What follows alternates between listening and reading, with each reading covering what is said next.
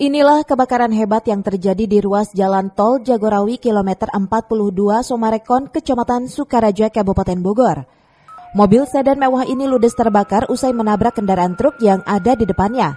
Dan api dapat dipadamkan setelah petugas damkar dari kota dan Kabupaten Bogor turun ke lokasi. Menurut Kanit Laka Lantas Polres Bogor Ibda Angga Nugraha, kejadian bermula saat mobil dengan nomor polisi KT1001WB yang melaju dari arah Jakarta menuju Ciawi ini diduga sang sopir tidak konsentrasi saat mengemudi, hingga akhirnya menabrak kendaraan truk jenis Fuso yang berada di depannya. Akibat kejadian ini sang pengemudi mobil tewas di tempat akibat terbakar. Kendaraan yang terbakar diduga saat kendaraan melaju dari arah Jakarta menuju Ciawi. Kendaraan tersebut tidak konsentrasi sehingga menabrak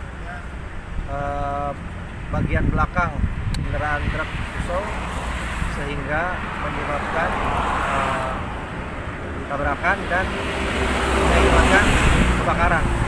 Untuk korban jiwa masih diidentifikasi 1 orang. Selanjutnya jasad korban dibawa ke RSUD Ciawi untuk dilakukan identifikasi. Sementara bangkai mobil oleh petugas langsung dibawa ke unit Laka Tol Ciawi. Dari Sukaraja, Kabupaten Bogor, Edi Junaidi melaporkan.